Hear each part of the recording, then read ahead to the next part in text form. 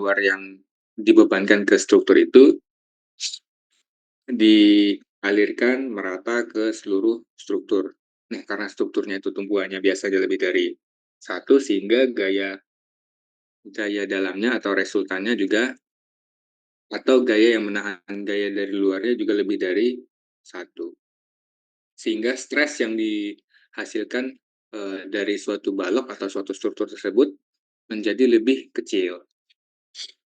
Yang kedua adalah greater stiffness, tingkat kekakuan yang tinggi. Nah, ini salah satu ciri dari struktur statis tertentu memiliki tingkat kekakuan yang tinggi, yaitu tadi dari banyaknya gaya-gaya dalam yang dihasilkan oleh SSTT yang menyebabkan tingkat kekakuan suatu material yang digunakan pada saat desain itu menjadi lebih besar daripada yang biasanya. Yang ketiga adalah redundant. Redundant itu uh, tingkat ketidaktentuan dari suatu struktur itu menjadi lebih beragam ya, kalau menurut saya. Jadi kalau kita lihat sebagai contoh tadi, kalau ada tumbuhannya itu 3, ada sendi, roll, dan roll, sehingga kita untuk menyelesaikan suatu persamaan statikanya harus mencari beberapa simulasi dulu sehingga mendapatkan hasil dari gaya-gaya dalam yang kita cari.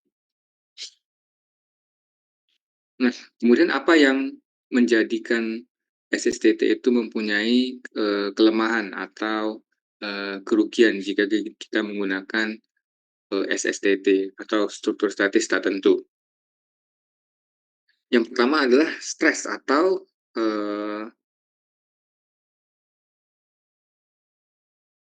tekanan ya, due to support settlement, karena tumpuannya mengalami penurunan.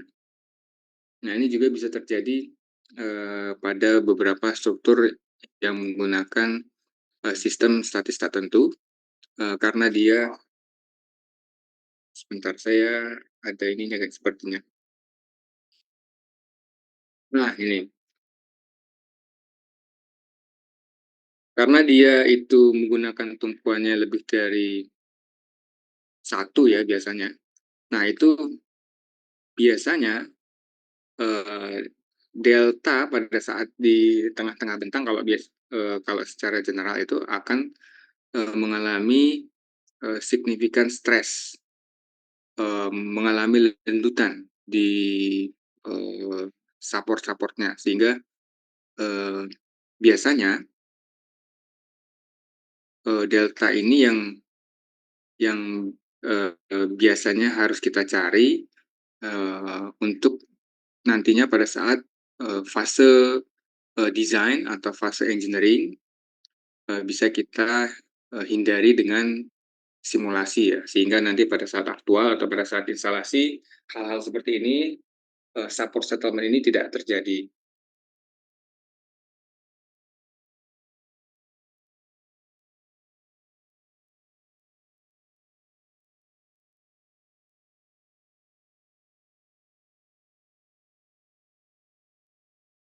Nah, ini tadi beberapa penjelasan yang saya sudah jelaskan di awal ya.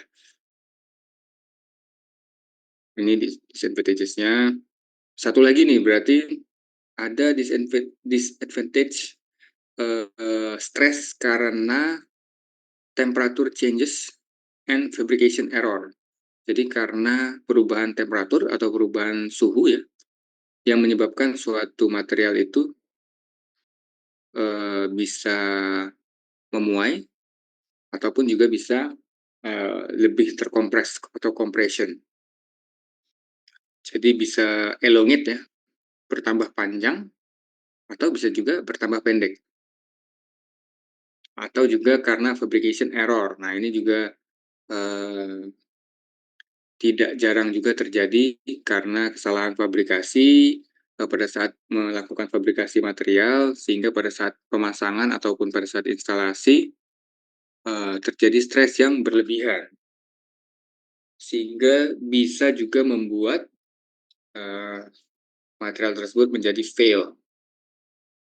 Namun sekarang karena sudah banyak kecanggihan teknologi ya, dan juga pada saat selesai pekerjaan konstruksi ada bagian dari QA/QC juga yang melakukan inspeksi sesuai dengan ITP atau Inspection and Test Plan dan juga disepakati oleh kedua belah pihak, baik itu dari klien maupun dari sisi kontraktor, sehingga hal-hal seperti ini kemungkinan kecil dapat terjadi ya di fase-fase konstruksi, kecuali memang ada beberapa item yang terlewat karena memang biasanya dari sisi QA/QC itu tidak semua uh, item atau material yang terpasang itu dilakukan inspeksi.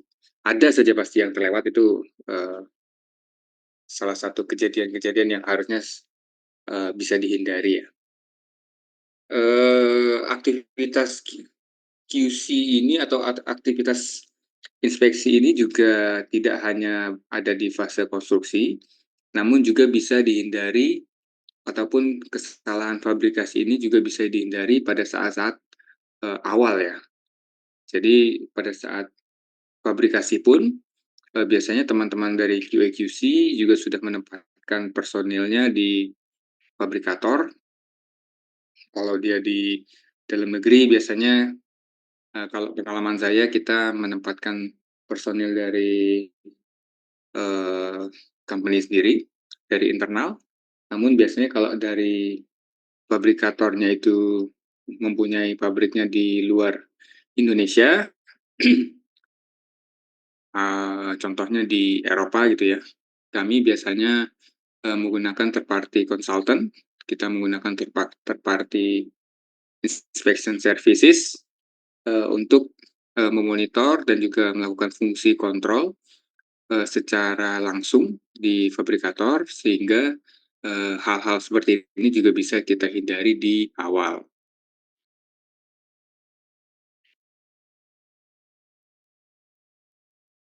Nah, ini 3 analisis yang harus kita kuasai ya untuk menganalisa atau melakukan hipotesa terkait dengan SSTT.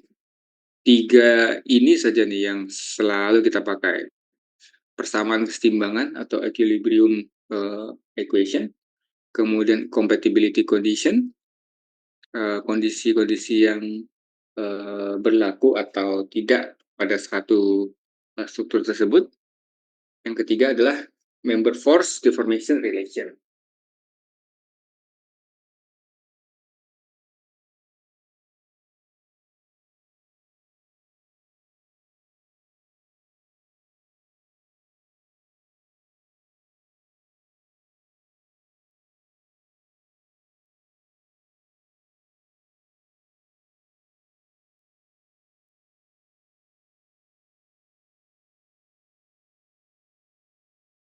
Ini adalah 2 kategori untuk menganalisa SSTT. Yang pertama dengan flexibility method, yang kedua dengan stiffness method.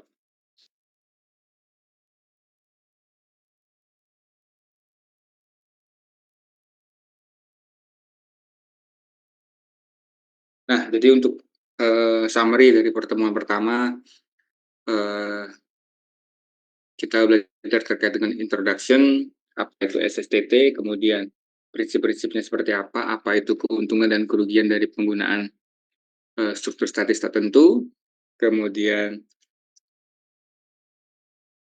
eee, complete analysis, 3 analisa atau 3 hipotesa yang bisa kita gunakan di dalam menyelesaikan permasalahan terkait dengan struktur statis tertentu, yang pastinya kita biasanya diminta untuk mencari gaya-gaya dalam atau gaya-gaya peletakan atau resultan yang dihasilkan oleh struktur akibat dari adanya gaya-gaya dari luar. Biasanya ada gaya terpusat atau beban merata, ataupun ada gaya dari samping horizontal, biasanya itu kita simulasikan dari gaya angin gitu ya. Kalau dari gedung-gedung pencakar langit itu beban angin itu biasanya dari samping.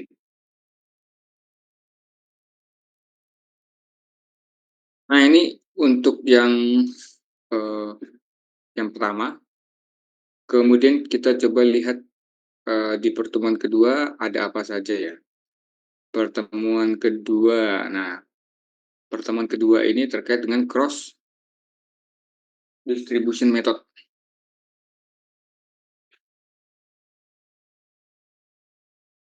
Jadi di sini kita uh, mencoba memahami metode distribusi silang untuk melihat atau mencari gaya-gaya momen, gaya lintang atau lateral, dan juga gaya normal atau vertikal.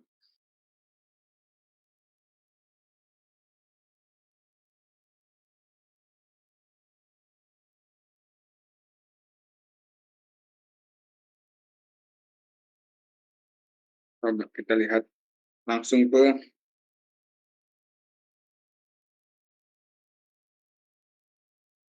exercise. Nah, dia menambahkan, kalau di sini prinsipnya dia menambahkan uh, hints atau titik bantuan di tempat yang mendapatkan momen atau defleksi paling maksimum.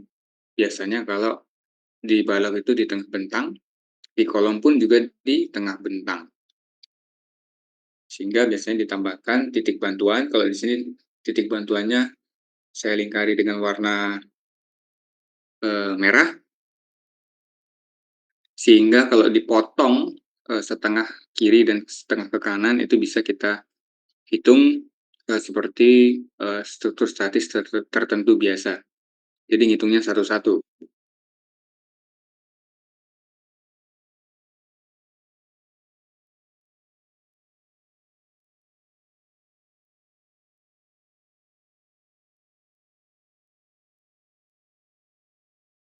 Kalau ini analisa untuk beban vertikal.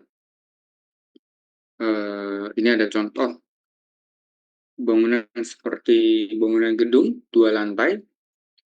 Di setiap lantainya ada beban merata ya, beban merata sebesar 1,5 kilo Newton mungkin ya, kilo Newton per feet, merata dari ujung kiri ke ujung kanan. Sehingga kalau kita ambil satu bagian, contohnya di sini bagian delta echo kita ambil, sorry ini yang diambil, oh sama ya, delta echo, echo fakta yang atas pun sama, sehingga kalau diambil satu bagian di mana saja, itu akan menjadi struktur statis tertentu yang ada di bawah. Struktur statis tertentu yang di bawah pun ini sebenarnya ada tiga bagian juga ya. Sebelah kiri ada 3 feet di sebelah kiri, atau biasanya kenapa dia mendapatkan 3 feet ini, ada prinsipnya dia. Biasanya di sini saya tulis nggak ya? Nah ini asumsi yang nomor A, the inflection points are located at 1/10 of the span from each end of the girder. Jadi inflection point atau titik yang mendapatkan infleksi atau defleksi yang paling tinggi itu lokasinya adalah di sepersepuluh bentangan dari balok tersebut, dari sebelah, dari ujung-ujungnya, from each end, dari setiap ujung-ujungnya dari balok girder tersebut.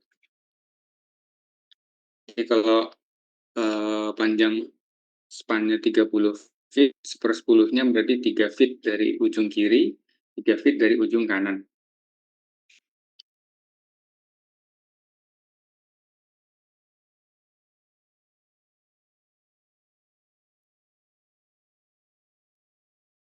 Nah, dari sini dipecah menjadi 3. Ada bagian A, kemudian ada bagian beta sebelah kiri, dan ada bagian beta di sebelah kanan. Nah, bagian beta ini atau bagian B ini juga dia pasti akan sama value-nya atau nilainya, namun mungkin kalau ada momennya, momennya akan berlawanan arah untuk menormalize atau menormalisasi momen yang ada di satu bentangan tersebut. Nah, kalau di sini terlihat ya, setelah dicari nilai gaya perletakannya didapatkan 18 kilo, baik di kanan maupun di kiri, hasil dari gaya luarnya sebesar 1,5 kilo per feet. 1,5 dikali 24. Kemudian 18 kilo itu diturunkan ke bawah menjadi beban terpusat juga ke area cantilever di area B untuk mendapatkan di sana ada momen dan juga gaya vertikal.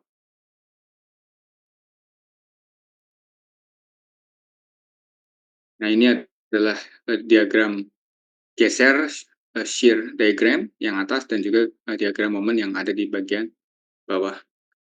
Momen maksimal kalau untuk bentangan panjang seperti ini dengan beban merata, rumusnya QL kuadrat per 8. Nah, ini sudah ada rumusnya, tinggal dipakai saja. QL kuadrat per 8. Q-nya 1,5, L-nya 24 feet dibagi 8. Nah, untuk sistem struktur statis tertentu ya, yang seperti tadi, itu juga kita bisa menggunakan dua metode.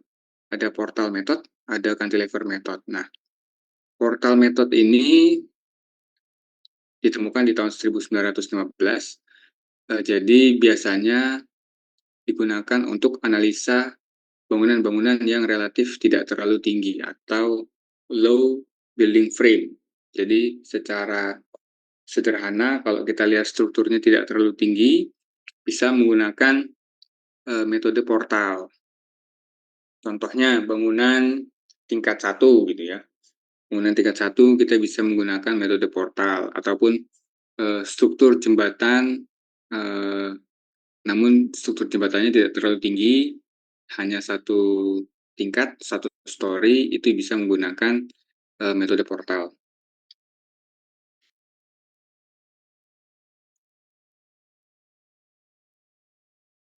Nanti untuk detailnya di pertemuan review pertemuan ketiga ada terkait dengan portal method, tapi intinya adalah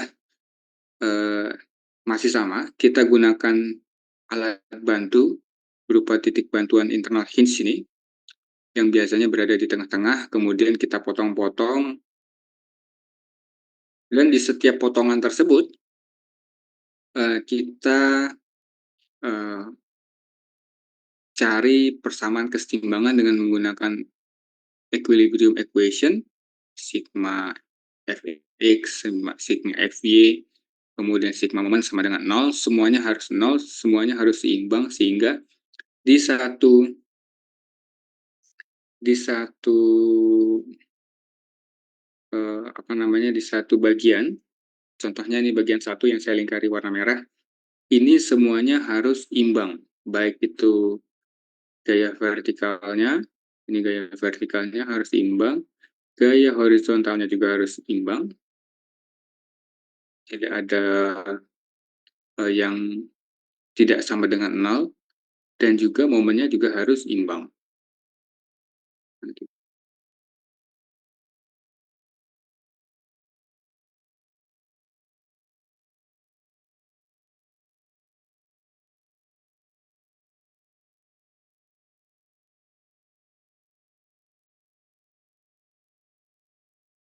Satu lagi metode yang bisa kita pakai adalah cantilever method. Jadi cantilever method ini ditemukan lebih dulu sebenarnya, di tahun 1908. Kalau tadi yang portal itu tahun 1915, 1915, ini 1908. Jadi Ini, di-consider atau ditemukan untuk menganalisa atau melakukan hipotesa terhadap, bangunan-bangunan yang mempunyai struktur, relatif lebih tinggi atau seperti bangunan gedung, kemudian seperti menara, dan lain sebagainya yang mempunyai ketinggian yang cukup tinggi, bisa menggunakan cantilever method. Karena asumsinya adalah, kolom-kolom yang berada di dalam tanah itu, kalau kita asumsikan dia diputar seperti, berapa ya, 90 derajat, dia seperti struktur cantilever. Sehingga, untuk menyelesaikan struktur-struktur bangunan gedung seperti ini bisa menggunakan, metode yang sama dengan penyelesaian struktur cantilever, begitu. Nah, itu untuk yang kedua ya, pertemuan kedua kemarin kita, membahas terkait dengan cross distribution section, cross distribution method, sorry. Dulu, tugasnya itu terkait apa ya? Wow, metode portal.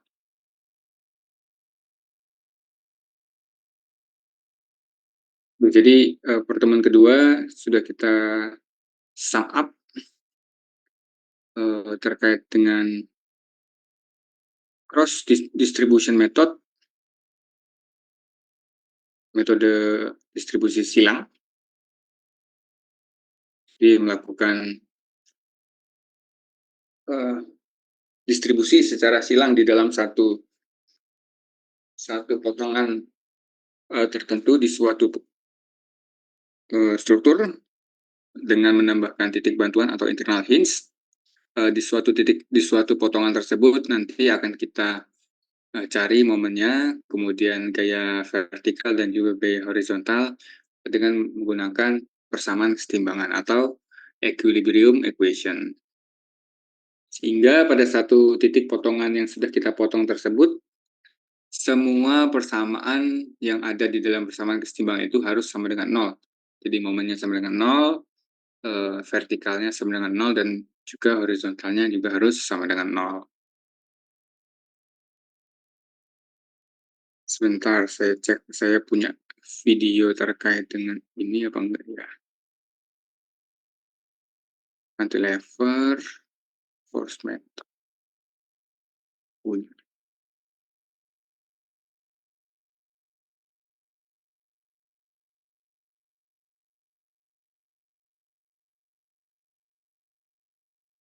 Oke,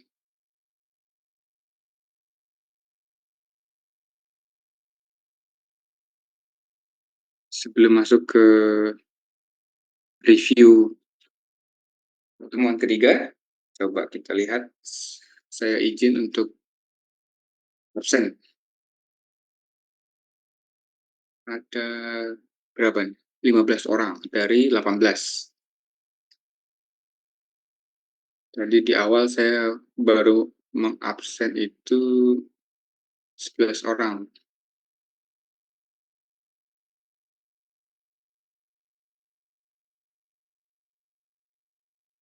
Mas Doni Harahap belum ada. Terus Fadilah Agustiani belum ada.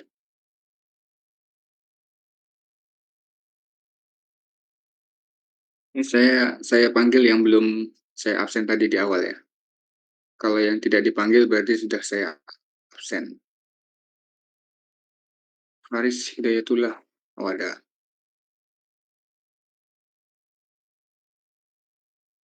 Muhammad Faris hadir, Pak. Iya, terima kasih Mas Faris.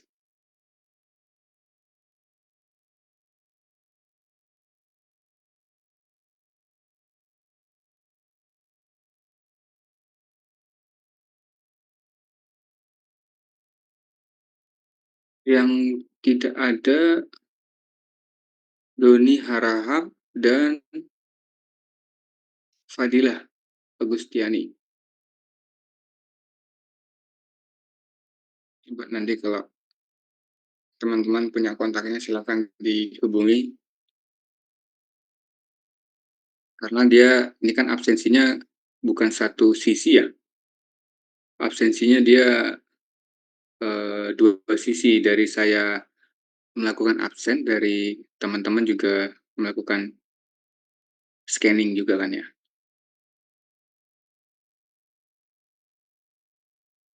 Kalau saya bilang hadir, ternyata dari sisi mahasiswanya tidak bisa menunjukkan bahwa kehadirannya ada atau tidak terbukti gitu ya, ya nggak bisa divalidasi juga jadinya.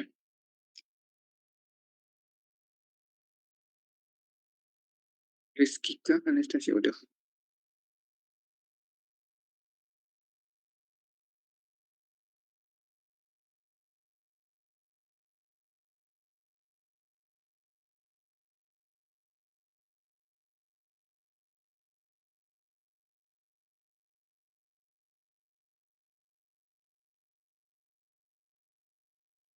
Oke, kita lanjut lagi.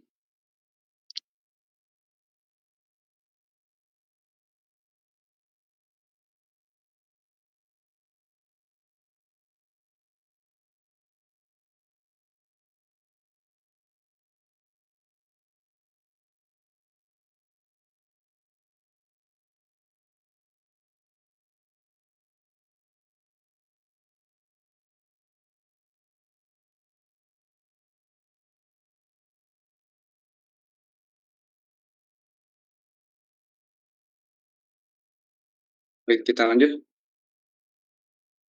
Oke, sebelum pertemuan ketiga review, untuk pertemuan 1 dan 2 mungkin ada yang mau ditanyakan terkait dengan introductory atau introduction, pengenalan, dan juga yang kedua ini adalah terkait dengan cross distribution method. Kalau belum nemu pertanyaan sekarang, mungkin bisa dicatat-catat dulu atau ditulis di kolom chat, nanti kalau memang baru ingat silakan, nggak apa-apa.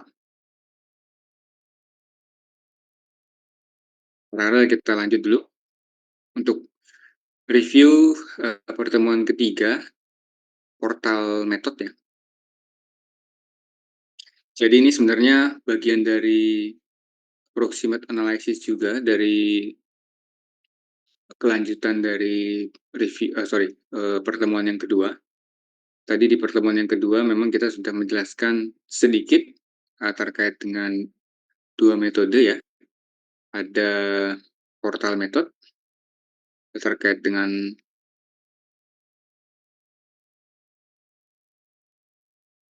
analisa untuk bangunan-bangunan yang sifatnya tidak terlalu tinggi. Mana penjelasannya portal method? Oh ini, sorry.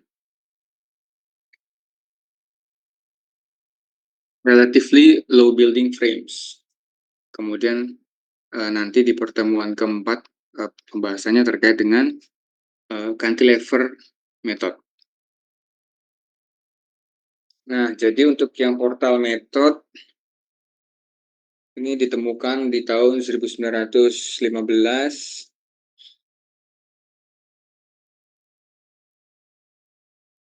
Nah, kalau berdasarkan dengan step by step atau langkah-langkah menyelesaikan strukturnya itu ada 7 ya, kalau saya tidak salah. 6, 7 ya, ada 7. Jadi kalau mengikuti langkah-langkah ini ya, pasti nanti juga akan bisa menyelesaikan struktur statis tertentu dengan yang tadi salah satu karakteristiknya adalah low building frames sampai selesai.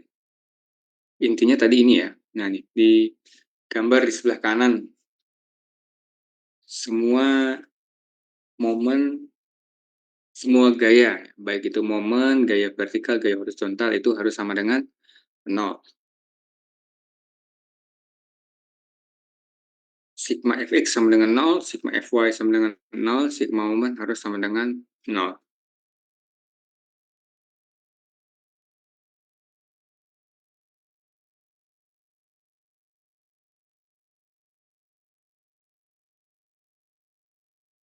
Nah, ini langsung ke contoh kasus saja nih.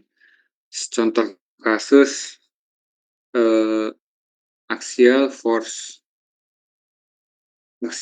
sama shear yang diminta dicari, dan juga momen yang yang harus kita selesaikan di struktur portal di sebelah kirinya ya.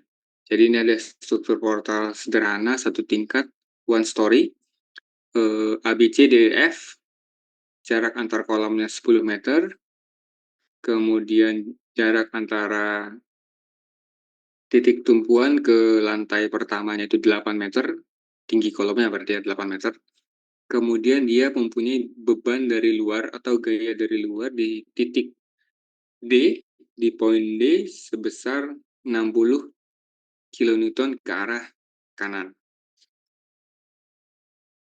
Dan dari sini kita simplify dulu saja. Eh,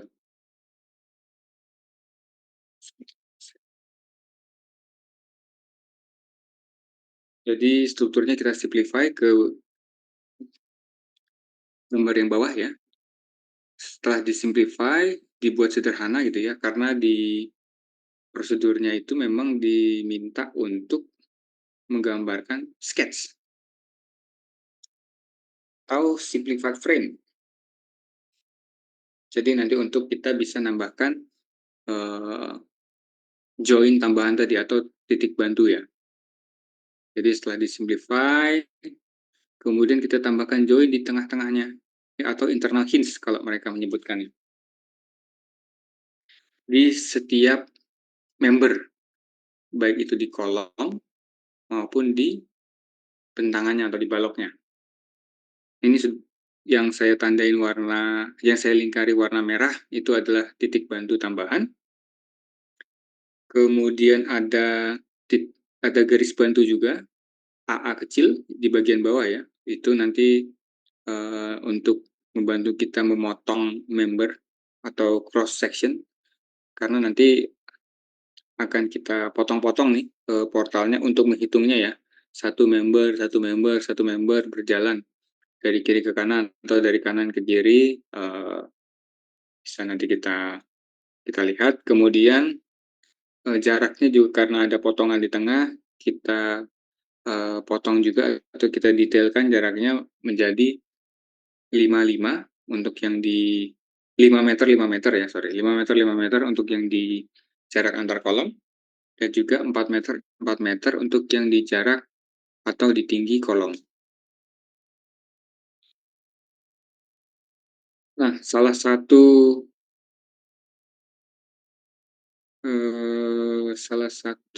karakteristik dari struktur portal itu adalah mungkin pernah mendengar juga atau saya pernah menjelaskan di 2 atau 3 minggu sebelum ini, interior kolom atau kolom yang ada di dalam ini,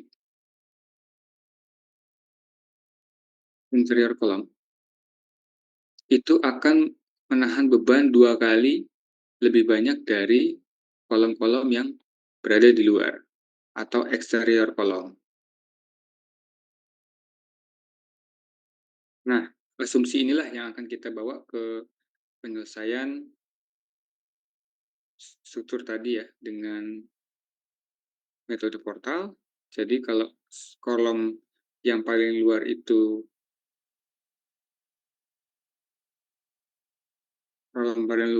dia nilainya S, nih kolom paling luar itu nilainya S.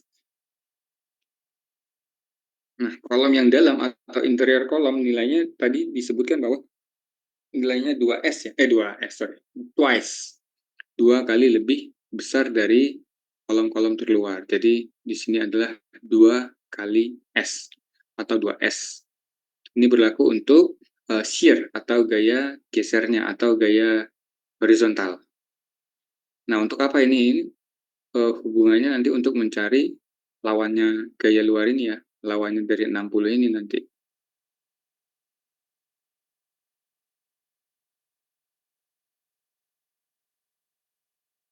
Untuk mencari lawan dari gaya 60, 60-nya itu ke arah kanan, makanya untuk arah gaya geser di tumpuannya berlawanan dengan arah gaya luarnya, ke arah kiri jadinya.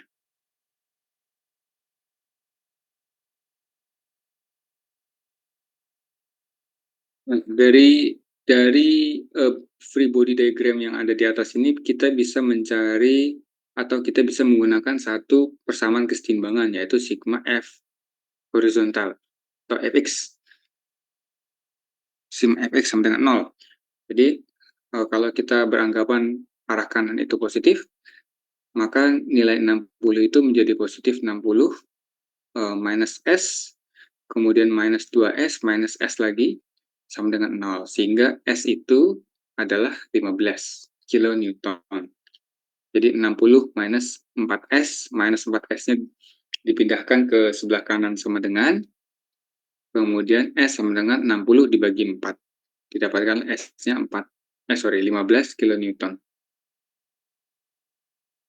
S di titik A itu sama dengan S atau gaya geser di titik C. Berarti gaya geser di titik A dan C, gaya horizontalnya itu sama-sama 15 kilonewton ke arah kiri, atau SAD ya, dan SCF. Nah, untuk SBE atau gaya horizontal di titik B itu 2 kali 15, sehingga SBE-nya itu 30 kilonewton. Nah, sehingga kalau ditambahkan itu pasti 60 nanti. 15 tambah 15 tambah 30.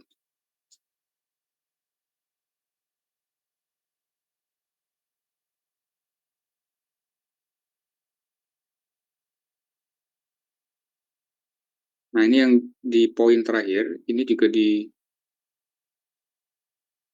sebenarnya kalau tidak ada gaya geser lagi, maka ini berlaku nih, SAD sama dengan SDA, atau SAD itu berarti eh, membacanya itu gaya S itu shear ya, gaya geser dari titik A ke titik D, berarti ada di poin A. Gayanya ada di poin A.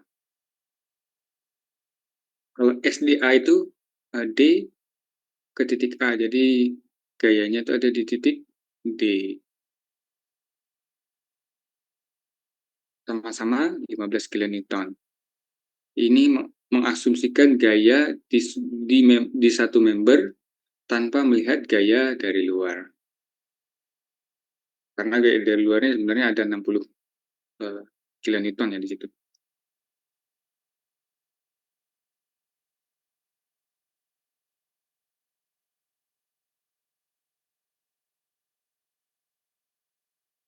Nah, kemudian tadi kita sudah menggunakan satu persamaan kesetimbangan, yaitu sigma fx sama dengan 0.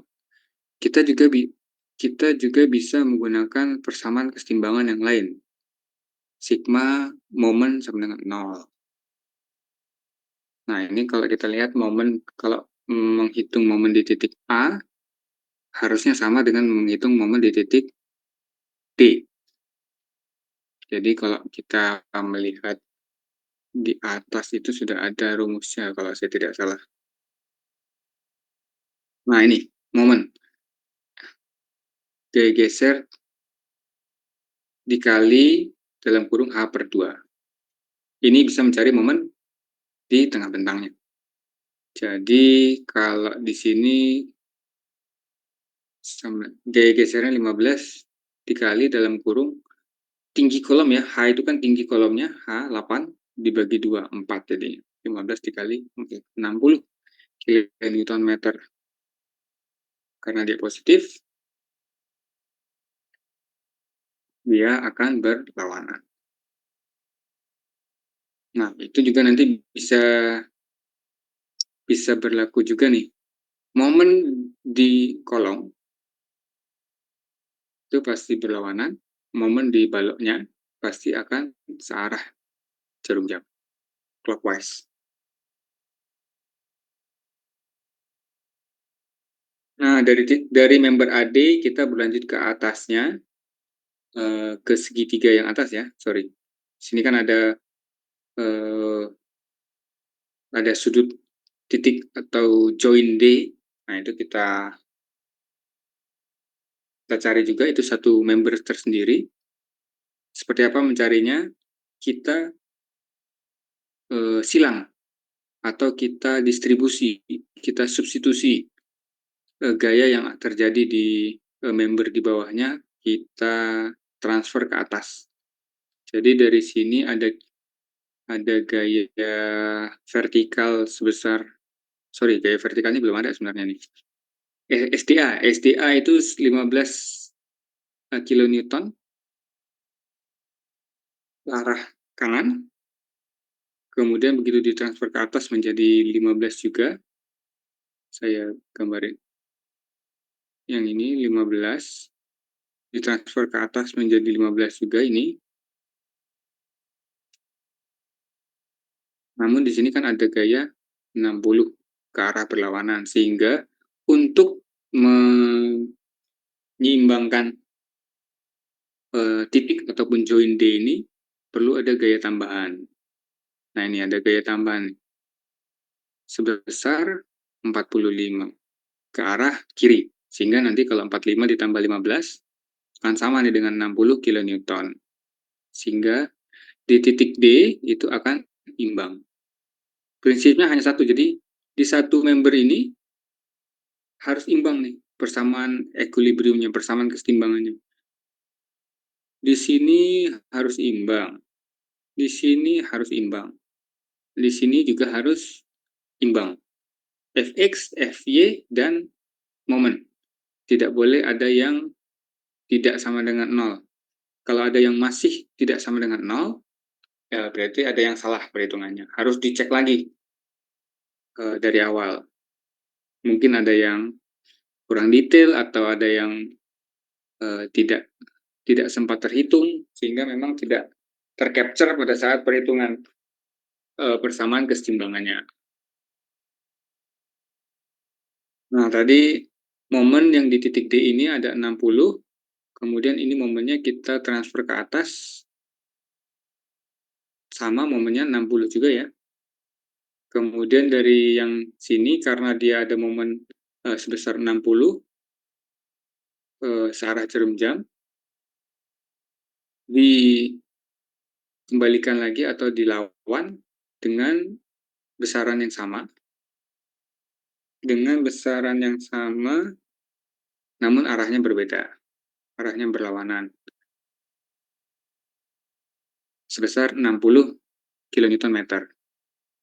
Nah, dari sini momen yang ini ditransfer juga, transfer balik ke sini, sebesar 60 kilonewton.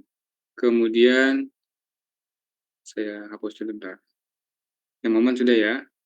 Kemudian gaya geser, gaya vertikal. Ini ada QDE sebesar 45 ke arah kiri. Kita transfer ke sini sebesar 45 juga, namun berlawan arah kanan. Begitu seterusnya nanti. Nah, ini bagaimana mendapatkan SDE. SDE ini cara mendapatkannya mana? Nah, ini. Ada di salah satu metode yang sudah dijabarkan di atas. Di nomor 5 kalau nggak salah ya. Nomor 5, 5B. Cara mendapatkan gaya vertikal untuk kolomnya dengan menggunakan momen yang ada di balok. Ski atau shear, gaya geser, sama dengan momen dibagi L per 2. Sebenarnya ini hanya modifikasi formula yang di atasnya. Nah, ini formula 12.1 ini dimodifikasi, S tetap di sini, H dan setengahnya itu dipindahkan ke sebelah kiri sama dengan hanya diganti dengan L. Karena kita tidak membicarakan kolom di sini, kita membicarakan balok girder sehingga hanya diganti dengan L.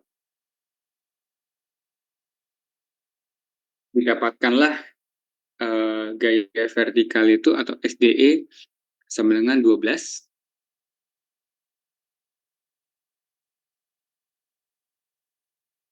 12 ini, nah 12 tadinya kan kita belum dapat ya angka 12. Nah ini angka 12 ini kita transfer lagi ke kiri, ke sini, sorry, ke sini. Dari sini dinormalize, dapatlah QDA. Dari QDA transfer lagi ke bawah dengan arah berlawanan. Dari sini dilawan lagi dengan QAD. 12 kilonewton ke arah bawah. Sehingga nanti didapatkan gaya di tumpuan A, gaya vertikalnya di tumpuan A itu sebesar 12 kilonewton. Nanti kita lihat free body diagram yang sudah utuh. Nah ini nih cara mencari gaya geser di DE. M dibagi L per 2, 60 dibagi 10 per 2, 60 dibagi 5. Ini free body diagram yang sudah utuh. Tadi di atas tadi kita sudah mencari yang setengah bagian, 50% yang bagian kiri. Kemudian tinggal diteruskan saja ya. Momennya ini geser ke sini, kayak geser 45 ini digeser ke sini, ini 45. Yang 12 juga ditransfer ke sini, 12.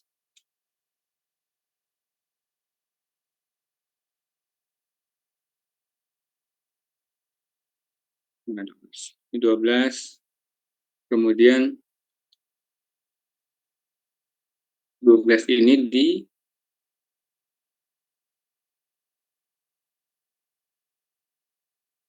ini adalah hasil transfer dari yang sebelah kiri. Nah, jadi kalau ketemu pertigaan seperti ini, sebaiknya kita stop dulu. Kita ulangi kembali dari sebelah, langkah-langkahnya kita ulangi dari awal, namun dari sebelah kanan. Dari sebelah kanan, kemudian berjalan ke tengah, dapatlah ini 12 kilonewton ditransfer ke sini, dan 12 kilonewton ditransfer ke titik E, habis tuh sigma vertikal sama dengan 0. Nah, karena itulah dia di sini tidak ada sigma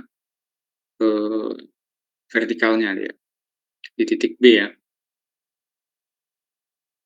Momennya di sini juga ditransfer, ini ditransfer.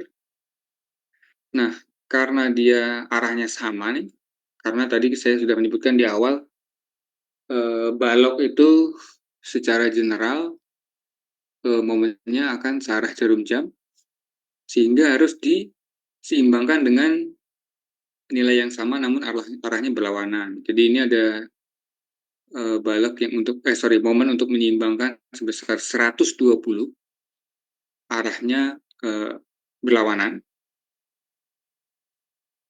Kemudian ini ada gaya 45. Ini yang dari sebelah kiri ada gaya geser sebesar 45. Kita berbicara gaya geser, tadi sudah momen dengan vertikal. Nah, kalau gaya gesernya, sebelah kiri ditransfer 45, sebelah kanan gaya gesernya 15. Ini tidak imbang ya, 45 dengan 15. Sehingga di titik E ini dibutuhkan gaya sebesar 30 untuk menyeimbangkan nilai 45 ini ya. 30 ke arah yang berlawanan. Nah, 30 inilah nanti yang akan jadi gaya geser di tumpuan B. Nah, kalau kita kembalikan lagi ke perhitungan awal tadi ya, di titik B itu kan kita sudah hitung sebenarnya di awal. gayanya itu sebesar 30 kilonewton. Nah, berarti ini sudah seimbang. Kita dapatnya juga 30.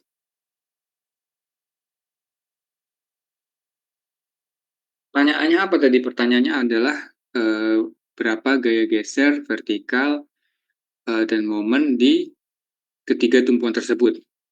Nah, dari sini kita tinggal mengambil saja gaya-gaya yang ada di tumpuannya udah. Ini, ini. Sudah selesai. Yang di titik A ada 12 kilonewton ke bawah, gaya gesernya 15, kemudian momennya 60. Yang B vertikalnya tidak ada, gesernya 30, momennya 120. Yang C dia sama dengan yang A. Jadi seperti itu untuk yang metode portal.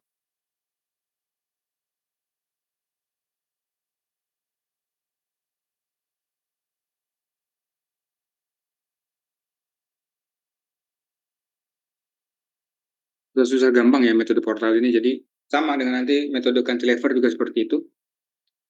Hanya perlu ketelitian saja. Ketelitian dan ya harus melihat detail ya. Karena kita memotong-motong suatu struktur itu menjadi member kecil-kecil atau bagian kecil-kecil sehingga kita menghitungnya uh, lebih dari satu bagian gitu. Contohnya ini aja struktur sederhana aja ada 1, 2, 3, 4, 5, 6, 7, 8 8 bagian.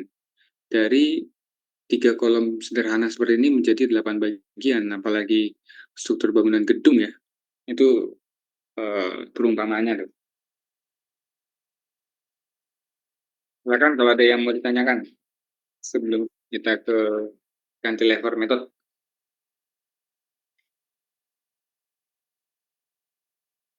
Cantilever method masih uh, approximate analysis juga tuh.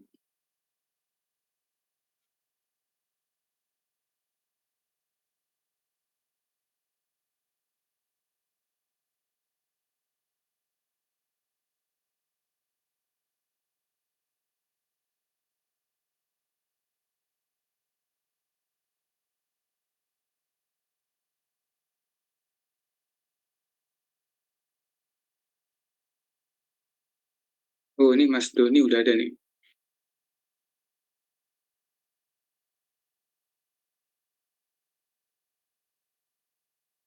Sebentar saya absen dulu. Ikut kelewat.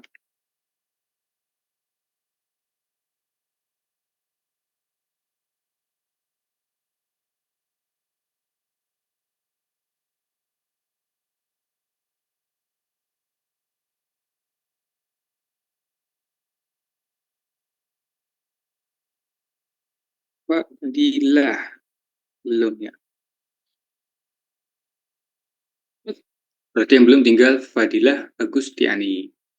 Kalau teman-teman ada yang kenal, silahkan diinfokan supaya bisa melakukan scanning juga, scanning absensi. Saya juga bisa melakukan verifikasi. Oke, kita lanjut lagi.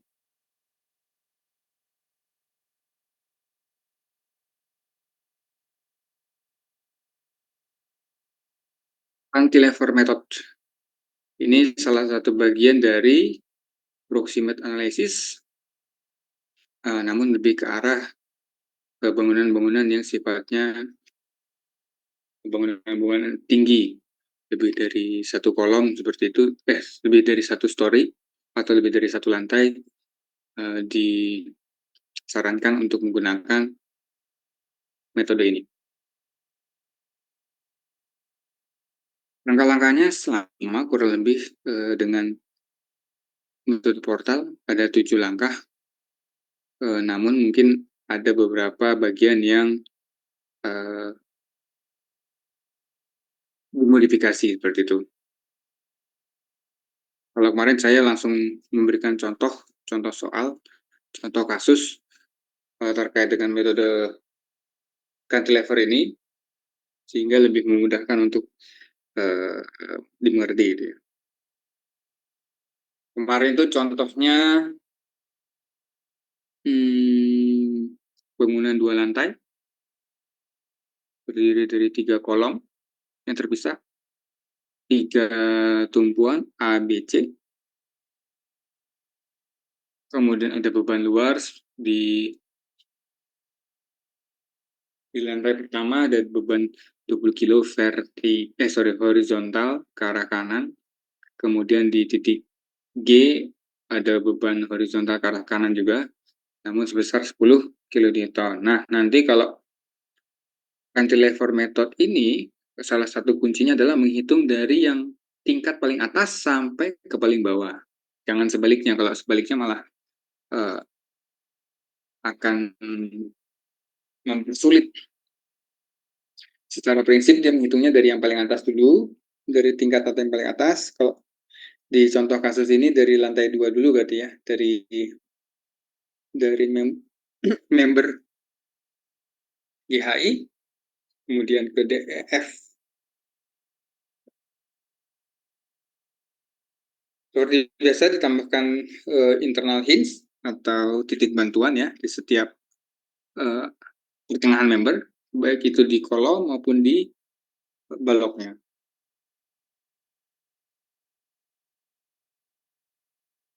Nah, kalau di sini dia memberikan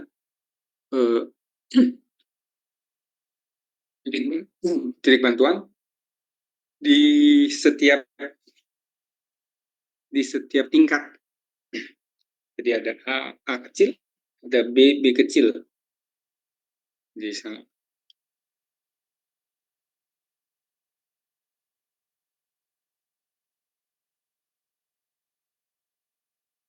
Nah, di sini mana?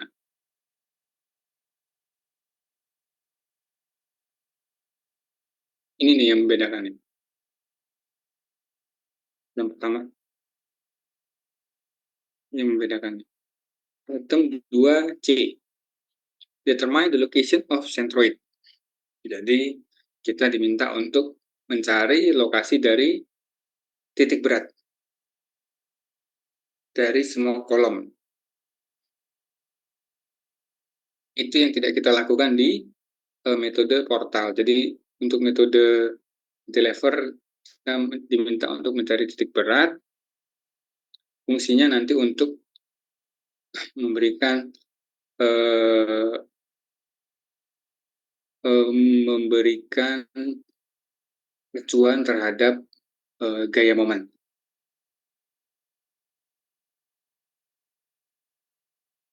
Nah, kalau di contoh kasus ini dia dapat ini titik beratnya di sini. Mencari titik berat ada di mekanika bahan ya sebenarnya. Jadi rumusnya adalah penjumlahan dari luasan dikalikan dengan jarak sumbu X, jarak titik berat dari suatu kolom. Kalau di sini dalam hal ini kolom ke titik acuannya, penjumlahan dibagi dengan jumlah dari luasan tersebut.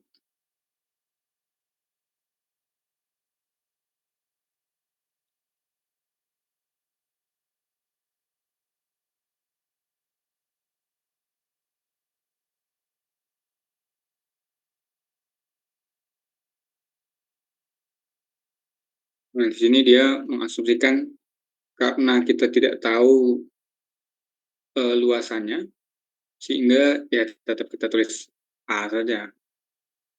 Nanti tinggal di strike through gitu.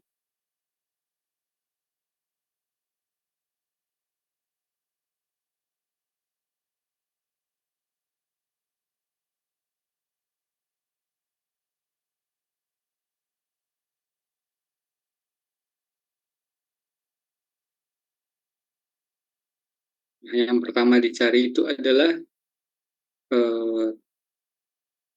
section di atas.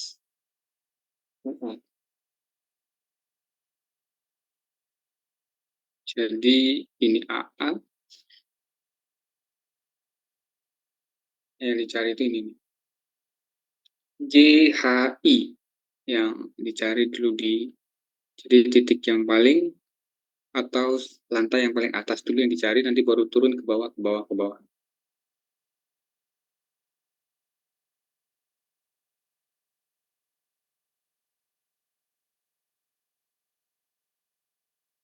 Caranya juga masih tetap sama.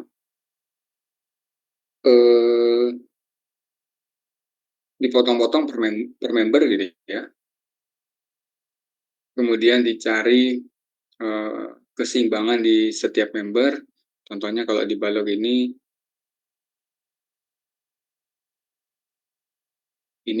vertikalnya sama dengan 0, 1,26, diimbangi dengan nilai yang sama namun arahnya berbeda. Vertikalnya imbang, 6,85 kanan kiri, ujung-ujungnya. Momennya pun juga imbang. Berapa nih? 18,9. Nah, ini kalau di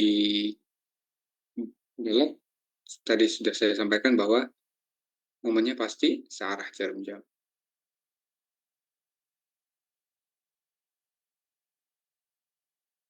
Kebalikan dengan yang di kolom. Coba aja lihat yang kolom. Ini berlawanan. Ini berlawanan.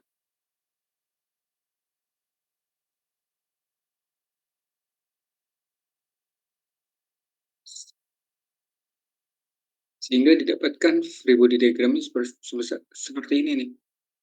Agak lebih kompleks dia. Tapi memang ya memang karena tadi jumlah lantainya lebih banyak sehingga ya membernya juga akan jauh lebih banyak. 1, 2, 3. Ini sebelah kiri aja kalau sebelah kiri. 1, 2. Nah, kolom sebelah kiri itu 4. Jadi satu lantai 2. Kemudian balok, balok. Ini pasti 4 lagi. Ini pasti 4 lagi. Baloknya 2, 2. 4 kali 3. 12 tambah 4.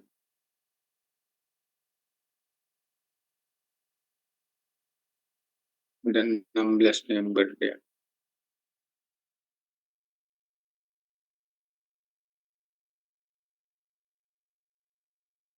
Nanti silakan dilihat di ini ya, di YouTube. Ini ada beberapa item atau video yang pernah saya tampilkan juga dari dosen dari India kalau saya tidak salah ya. Dia cukup simple, cukup mudah untuk menjelaskannya, dan sepertinya case-nya atau contoh kasusnya yang dia selesaikan itu hampir sama dengan yang ini.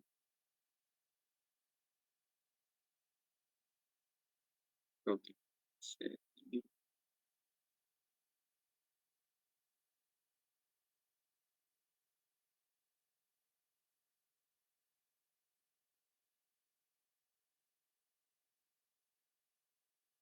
Oh iya, sama.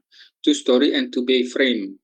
Namun dia eh, kalau yang di contoh kasus saya ini kan kolom sebelah kiri ke kolom tengah itu dia lebih besar daripada kolom tengah ke kolom kanan. Nah, di video yang saya tautkan ini linknya, dia kebalikannya.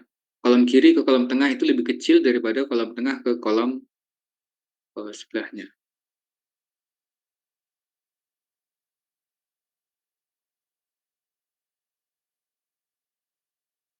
Nah, ini.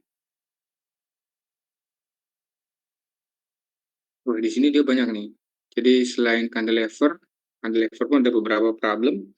1, 2, 3, 4, 5, ada 5 contoh kasus.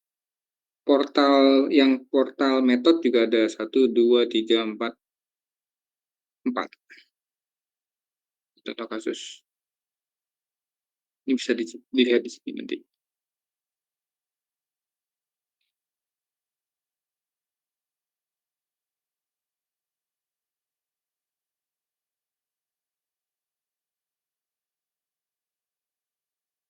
Oke, itu adalah review dari cantilever method. Pertemuan kita yang keempat berarti ya. 1, 2, 3, 4 ya, betul, 4.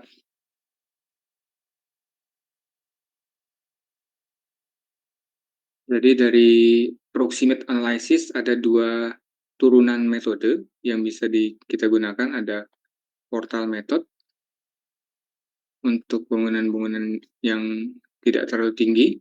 Kemudian ada yang cantilever method untuk bangunan-bangunan yang lebih sifatnya adalah lebih tinggi dari bangunan-bangunan sederhana, atau bisa dipakai untuk di bangunan gedung, bisa dipakai untuk di struktur menara dan lain sebagainya. Dari pertemuan keempat, kita beralih ke pertemuan kelima. Nah, pertemuan kelima ini sudah memasuki metode konsisten deformasi ya. Jadi salah satunya yang digunakan adalah force method atau metode gaya. Kenapa dia disebut metode gaya? Karena dia mengasumsikan atau memberikan simulasi tumpuan itu dirubah menjadi sebuah gaya luar, sehingga suatu struktur tersebut yang tadinya tidak tentu atau SSTT menjadi statika sederhana, sehingga bisa kita hitung, atau menjadi SST ya, menjadi struktur statis tertentu, dan pada akhirnya bisa dihitung dengan mensubstitusi ya, mensubstitusi salah satu tumbuhan dijadikan dengan gaya luar, makanya dia disebut metode gaya. Substitusi tumpuan menjadi gaya untuk menjadikan menjadikan struktur tersebut dari tak tentu menjadi tertentu.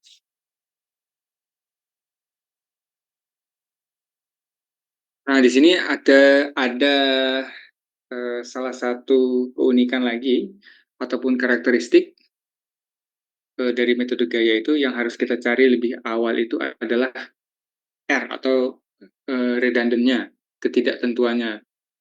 Kita cari derajat ketidaktentuan dari suatu struktur tersebut. Jadi rumusnya itu adalah R minus 3. 3 itu diambil dari mana? 3 itu diambil dari jumlah persamaan kesetimbangan atau jumlah dari uh, equation equilibrium. Jumlahnya ada 3, 3 equation equilibrium, sehingga rumusnya adalah R minus 3. R itu adalah redundant atau ketidaktentuan, atau jumlah gaya yang bisa dihasilkan oleh suatu tumpuan, penjumlahannya nih, jumlah gaya, dikurangi dengan 3.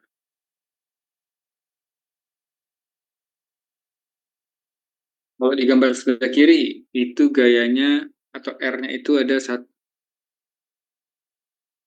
2, 3, yang di titik A, kemudian di titik C ada 1, 4. Jadi 4 kurang 3, 1. Derajatnya adalah 1.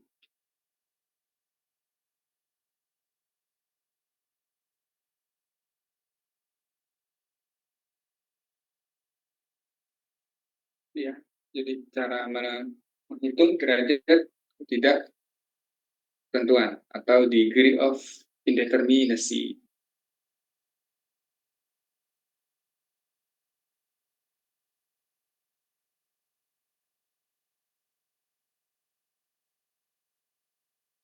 Terus di pertemuan kelima itu kemarin kita belajar terkait dengan yang single degree, derajat ketidaktentuannya itu 1. Kemudian yang di minggu kemarin, itu kita belajar terkait dengan multi-degree of indeterminacy. Jadi yang ketidaktentuannya lebih dari satu. Apa saja yang digunakan di sini sebenarnya adalah yang digunakan yang pertama adalah rumus deformasi atau delta. Kemudian yang kedua adalah flexibility coefficient. Nah, dua hal ini saja sebenarnya yang digunakan untuk nanti bisa kita menyelesaikan suatu struktur statis tentu dengan derajat ketidaktentuan satu ataupun yang multiple. Sebenarnya sama juga. Kalau yang multiple nanti rumusnya rumus deltanya ya. Rumus deltanya itu hanya penambahan ataupun penjumlahan dari setiap derajatnya atau setiap tumpuannya. Tumpuan yang diganti dengan gaya.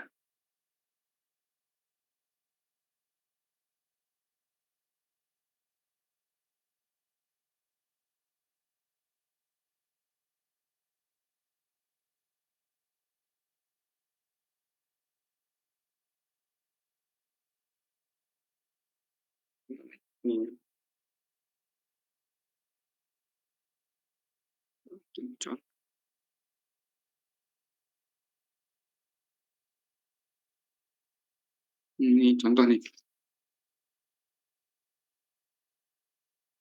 Tumpuan yang kiri jepit, yang kanan roll.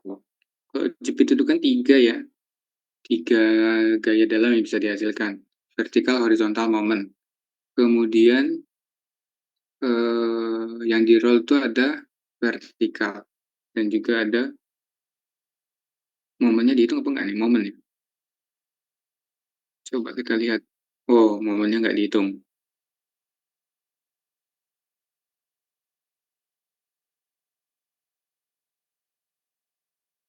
Nih, 4.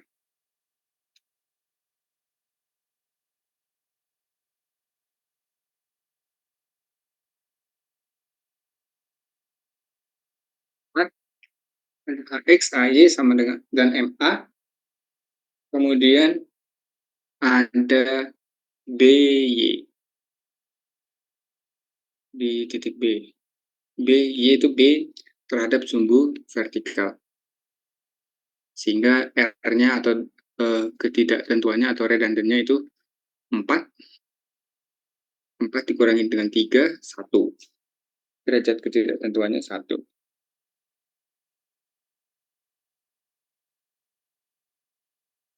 Kemudian apa yang kita perlukan? Compatibility equation. Yang dihilangkan atau yang dirubah menjadi gaya itu adalah, mana ini dia disebutkan nggak? Nah, yang dirubah menjadi gaya itu adalah yang di titik B. Jadi tumpuan rollnya dihilangkan, dijadikan gaya, sehingga sebenarnya dia di sini kan ada, di sini kan tadinya kan sebenarnya ada tumpuan roll. Namun karena dihilangkan,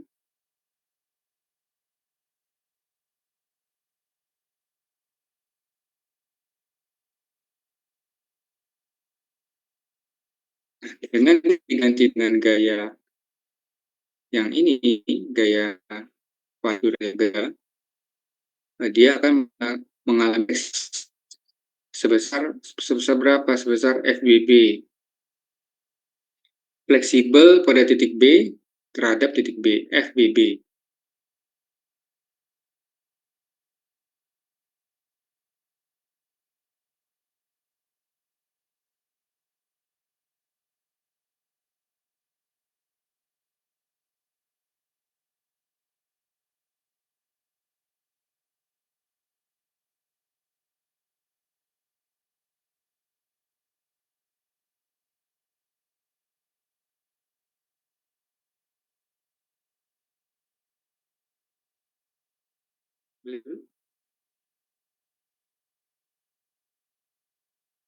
Sorry, tadi hilang.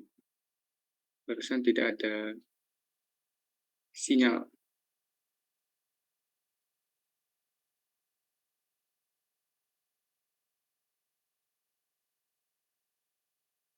yang sebentar, sorry. Jadi untuk metode informasi konsisten ada dua value yang harus dicari. Yang pertama adalah delta delta untuk gaya atau tumpuan yang kita asumsikan hilang, dan juga karena dia diganti dengan gaya,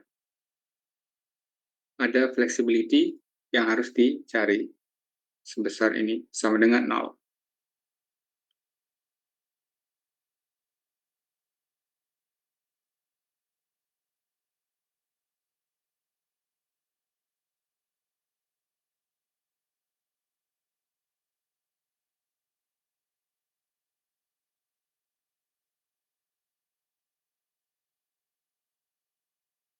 Nah ini rumusnya tadi ya, delta B dan flexibility coefficient B terhadap titik B, FBB, dikalikan dengan nilai dari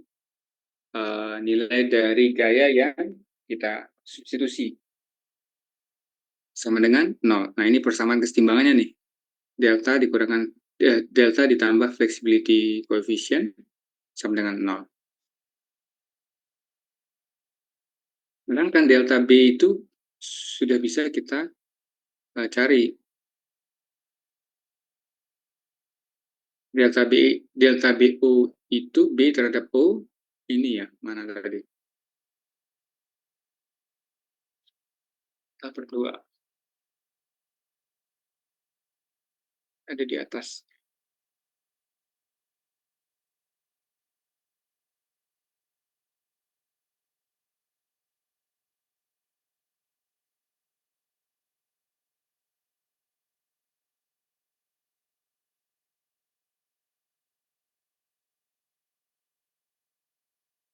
Oh, dia pakai rumus ini ya.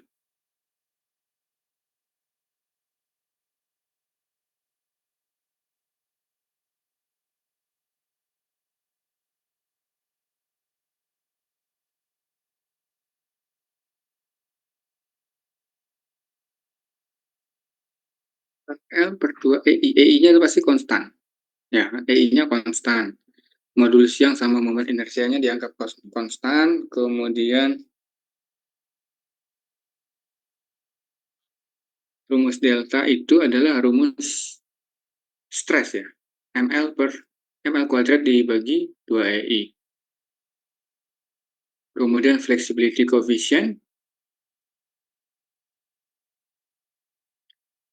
pangkat 3 dibagi 3 EI.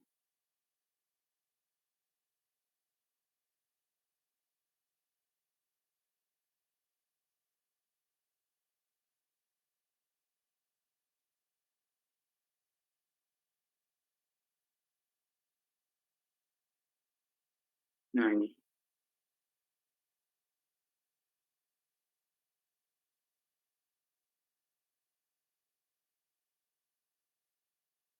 Kemudian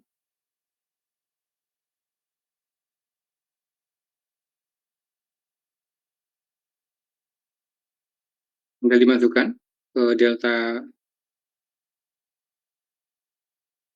rumusnya delta B dimasukkan ke atas, kemudian yang flexibility coefficient dimasukkan juga ke formula di nomor 1.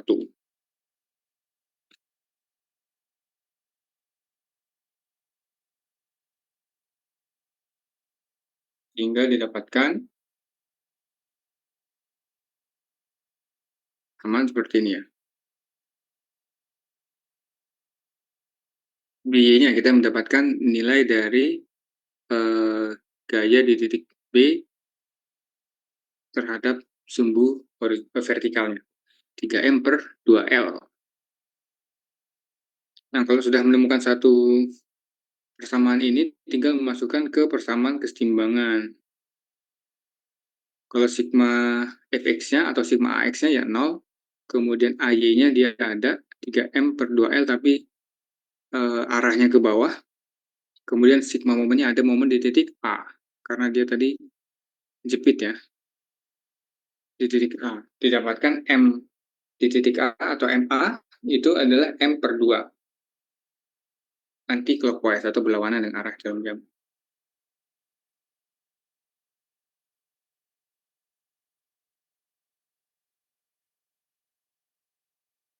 Nah, ini juga ada apa namanya? YouTube-nya juga di akun yang sama, Stand Academy, bisa dicari-cari di sana.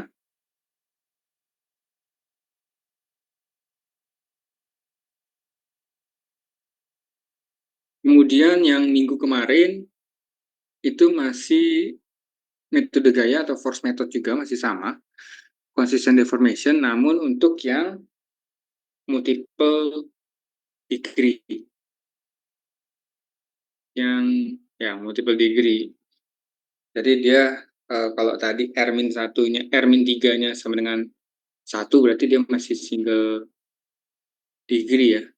Kalau dia R-3-nya lebih dari 1, dia berarti sudah multiple degree. Nah, contohnya apa? Contohnya yang di struktur di sebelah kiri ini. Struktur di sebelah kiri itu ada satu tumpuan sendi di titik A, ada 4 tumpuan roll di titik B, C, D, E. Nah, dari tumpuannya aja udah 5. Kemudian di tumpuan sendi itu ada gaya vertikal, 6 jadinya. Sehingga kalau dicari derajatnya, 6 dikurang 3 sama dengan 3.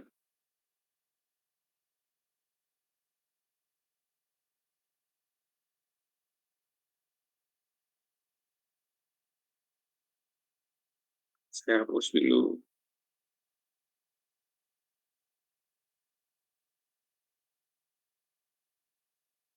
Rumusnya masih sama, kita mencari ledutan di titik atau tumpuan yang kita ganti menjadi gaya.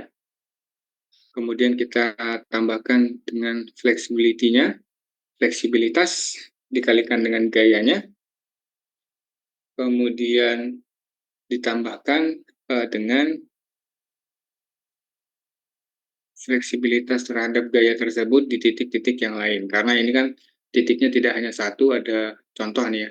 Kalau yang di sini dia mengganti 3 tumpuan menjadi gaya di tumpuan B, C, dan D, sehingga begitu ada lendutan di titik B, karena gaya dari tumpuan yang diganti di titik B, itu juga ada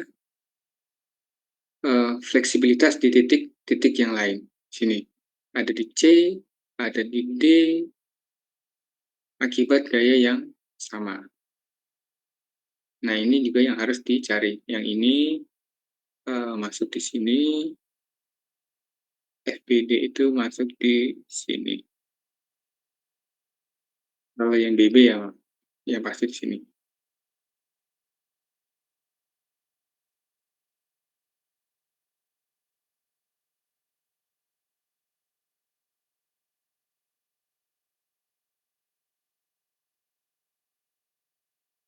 Kalau ini lendutan ya, lendutan, lendutan karena external loading, gaya dari luar. Kalau dalam hal ini gayanya adalah beban merata sebesar W,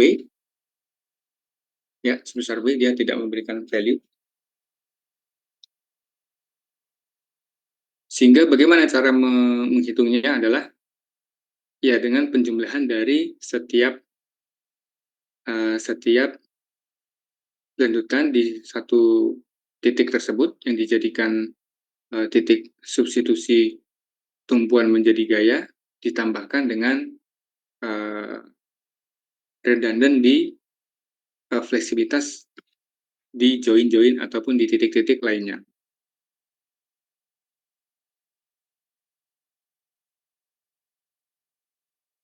Nah, ini sebagai contoh satu lagi nih.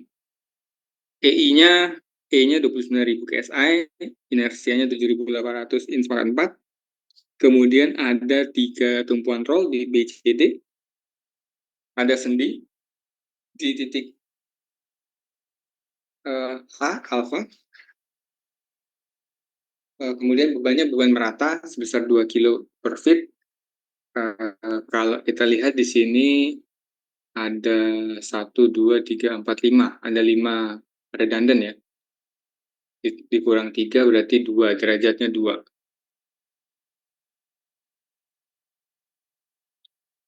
Berarti harus menggunakan rumus dengan yang multiple.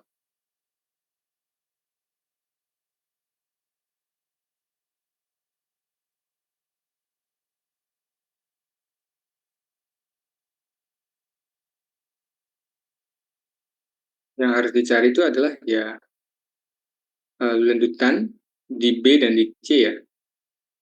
Yang dicari itu kan berarti ini nih. Ini 1. Lanjutan di C 1, C0. Kemudian FBB 1, FCB 1, FBC 1, FCC 1. Jadi 1, 2, 3, 4, 5, 6. Nah, tapi dilihat juga karakteristiknya. FBC ini harusnya dia sama dengan ini. Identik. FBC dengan FCB dia identik. FBB dengan FCC dia identik. Identiknya kenapa?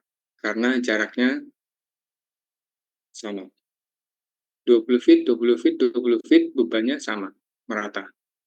Sehingga fleksibilitasnya juga akan identik. Namun kalau kasusnya berbeda, misalnya dia bebannya bukan beban merata, beban terpusat, jarak antar sendinya tidak symmetrical, ya itu tidak akan berlaku juga yang tadi saya sebutkan. Ini Mas Ci.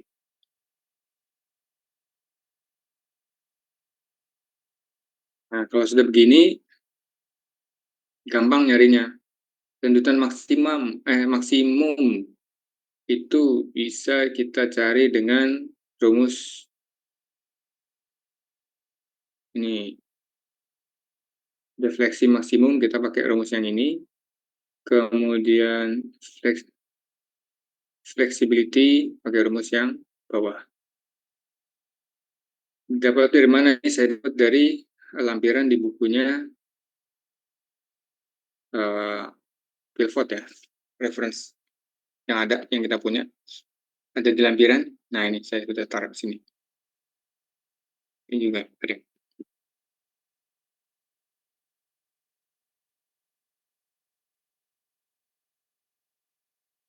Sehingga kalau dimasukkan semua variabelnya, X itu jarak ya, jarak yang ingin kita hitung, L itu panjang bentangan. Ini begitu semuanya kita masukkan, variabelnya ini kan sudah ada semua nih. E, I, W, W tadi berapa? Di atas tadi ada. E, I, W-nya 2 kilo. L-nya panjang bentangan 60, X-nya tuh 20 berarti. Titik yang kita jadikan acuan, titik B dan titik C. 20 dan 40. Dalam hal ini kalau ini kan 20, sehingga delta BO sama dengan delta CO itu adalah minus 293.000 kilofit pangkat 3 per EI. Kenapa minus ya? Karena di rumusnya dia sudah ada tanda minus. Kemudian untuk mencari flexibility, koefisien juga sama. P itu adalah apa namanya, beban dari luar, gaya luar. B itu adalah jarak yang ingin kita hitung. L itu banyak bentang. EI ya sama tadi, modulus yang dan inersia. Masukkan, dapatkan FBB sama dengan FCC, tadi sudah saya sebutkan di awal, FBB sama dengan FCC itu 3.500 feet pangkat 4 per EI. Nah, untuk yang FCB, FCB FJB yang nantinya akan sama dengan FBC nih. FJB rumusnya sama, namun kan karena jaraknya berbeda nih ya, X sama B-nya beda, sehingga didapatkan FJB itu 3100. FJB sama dengan FBC, itu sama ya nilainya, sehingga tinggal dimasukkan ke eh, persamaan keseimbangan yang di awal tadi. Delta ditambahkan flexibility coefficient dikalikan dengan gayanya. Dalam hal ini gayanya ada BY dan JY. Sama dengan 0. Itu persamaan keseimbangannya. Didapatkan BY dan JY itu sama dengan 44 kilo ke arah atas. Kemudian dari sana tinggal melakukan satu analisa lagi dengan analisa equilibrium ya, persamaan keseimbangan Fx, Fy sama dan juga sigma moment sama dengan 0, sehingga didapatkan Fx-nya itu 0 ya, karena tidak ada gaya horizontal dari luar, sehingga gaya internalnya juga 0. Kemudian sigma moment itu untuk mencari AY. Jadi gaya vertikal di titik A, 16 kilo ke arah atas. Kemudian sigma Fy-nya setelah A-nya didapatkan, kita mencari DY, 16 kilo juga ke arah atas. Nah, ini juga ada penjelasannya juga dari seorang dosen orang Spanyol sepertinya. Pernah saya perlihatkan juga di minggu kemarin ya. Ada penjelasannya. Dia juga menjelaskan juga secara simpel. Silakan dilihat kalau mau lihat detail. Mungkin masuk ke mid exam kita di UTS kita nih. Siapa tahu, saya juga belum tahu.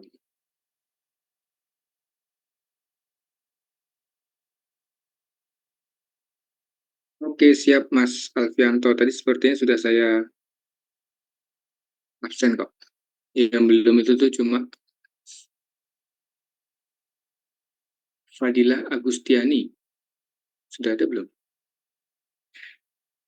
Tinggal itu aja tuh yang belum saya lihat dari awal.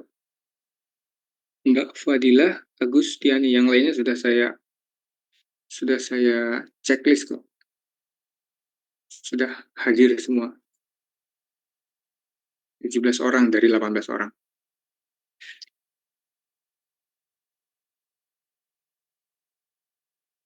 Nah, jadi ini adalah summary atau beberapa materi yang sudah kita pelajari di 6 minggu terakhir.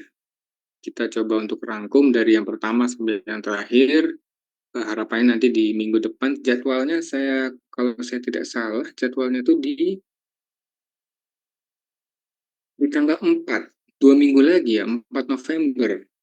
Nah, kalau memang jadwalnya di tanggal 4 November, nah saya kurang tahu nih, karena di tanggal UTS itu jadwalnya kan mulai dari tanggal 30 ya, 30 sampai tanggal berapa, 12 sampai 13, saya belum lihat detailnya, coba saya lihat.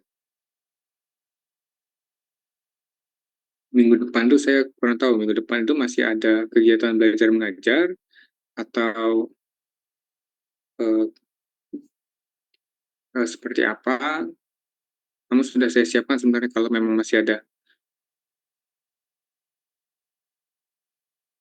Coba kita lihat. Pakai SMA sampai tanggal 9. Sampai tanggal 9. Sampai hari Sabtu. Atau 2 November atau 9 November. Kenapa dia atau?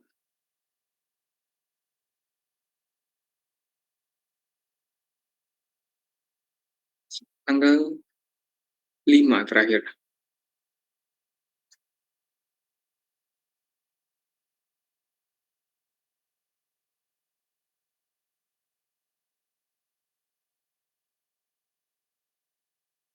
30 Oktober sampai 9 November. Oh iya, 30 Oktober sampai 9 November. Nah, berarti dari 30 Oktober sampai 9 November itu seharusnya tidak ada kegiatan belajar mengajar ya, karena tanggal 28 29 itu kalau saya lihat jadwalnya adalah reading day, uh, hari untuk teman-teman melakukan persiapan ya sebelum tanggal 30.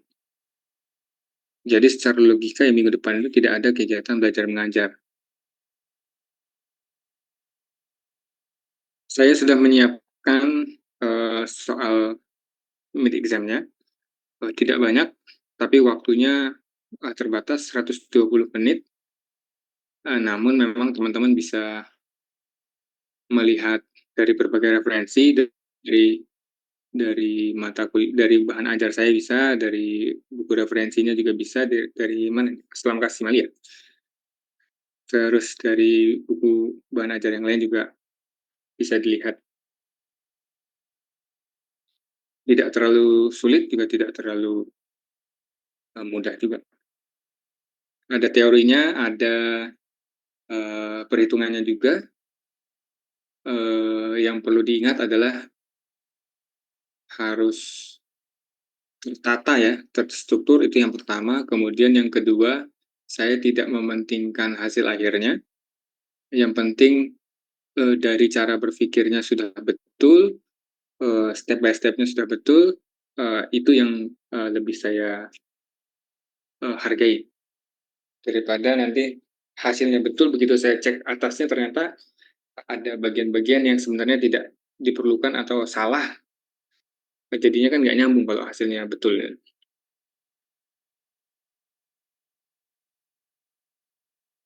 Oke, kita sudah meresume summary 6 minggu perkuliahan. Kalau ada yang mau bertanya silakan sebelum menghadapi mid examination di minggu depan, persiapan untuk teman-teman UTS. Monggo dipersilakan kalau ada yang ingin bertanya. Maaf Pak, izin bertanya Pak, berarti untuk gambaran materi UASnya berarti dari materi-materi 6 pertemuan yang sebelumnya ya Pak? Iya, betul. Nah, Kemal, jadi eh, saya belum konfirmasi dengan Kaprodi ya, cuma dari surat edaran fakultas untuk yang kelas sore, kelas kita, itu soal-soalnya itu dari dosen masing-masing. Jadi kalau untuk mata kuliah yang sekarang ini analisis struktur 2 itu berarti dari saya gitu ya. Tidak dikumpulkan ke Kaprodi kemudian disusun kembali menjadi ujian yang sama untuk setiap kelas, tidak begitu. Khusus untuk yang kelas non reguler atau kelas yang sore itu eh, sepertinya ya, kalau lihat dari surat edarannya itu murni dari dosen pengajar masing-masing. Nah, kalau saya kemarin yang sudah saya siapkan itu dari bahan ajar yang sudah saya ajarkan ini. Jadi untuk yang contoh-contoh kasusnya dari beberapa materi yang sudah pernah saya ajarkan, namun ada beberapa sedikit modifikasi seperti nilainya gitu ya. Kalau misalnya portal dia berarti tingginya ada yang saya adjust supaya tidak terlalu sama dengan contoh. Kemudian jarak antar kolomnya mungkin saya akan adjust agar tidak terlalu sama. Nah, itu sudah saya berikan ke Kaprodi untuk disetujui nanti kalau memang udah setuju, baru nanti akan bisa kita pakai untuk UTS kalau jadwalnya itu di 4 November, 2 minggu lagi berarti. Begitu, Mas Kemal. Baik Pak, terima kasih Pak. Ya,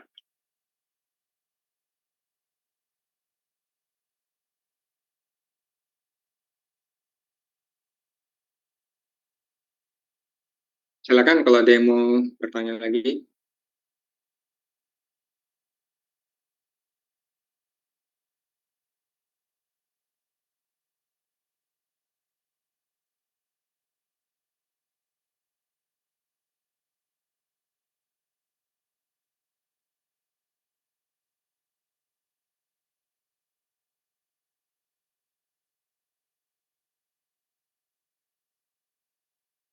Kalau tidak ada yang ingin ditanyakan, PS-nya tinggal 2 minggu lagi. Silakan dibaca-baca kembali bahan ajar yang sudah saya upload. Tidak hanya dari situ juga bisa lebih kalau secara detail bisa mempelajari struktur analysis for edition ya, karya Aslam Kasimali, saya ngambil dari sana semua. Kemudian tidak terbatas di sana juga, ada beberapa video dari YouTube yang saya ambil juga sebagai referensi, bisa dipelajari juga di sana. Kemudian harapan saya nanti teman-teman tidak hanya bisa menjawab saja, namun cara berpikirnya atau pola pikirnya untuk menyelesaikan masalah itu juga bisa terbentuk ya, sehingga untuk saya tidak penting benar atau salah jawabannya, yang penting pola pikirnya sudah terbentuk, sudah betul, sehingga nanti pada saat nanti bertemu dengan kasus-kasus tersebut secara aktual nanti di proyek-proyek bisa diselesaikan dengan cepat dan tepat. Itu saja dari saya untuk persiapan UTS. Selanjutnya dari sini saya serahkan ke teman-teman untuk melakukan persiapan sendiri-sendiri ya. Nanti kita akan ketemu lagi di UTS dan juga di perkuliahan ke-8 nanti. Baik, kalau tidak ada yang ditanyakan kembali, saya akhiri ya perkuliahan di malam ini. Terima kasih buat teman-teman sudah meluangkan waktunya. Silakan kalau ingin melanjutkan agenda masing-masing. Kemudian untuk yang ingin melanjutkan makan malam, monggo istirahat, silakan pulang dari kantor dan lain sebagainya. Terima kasih, saya cukupkan sampai di sini. Wassalamualaikum warahmatullahi wabarakatuh. Selamat malam. Salam sejahtera bagi kita semua. Terima kasih.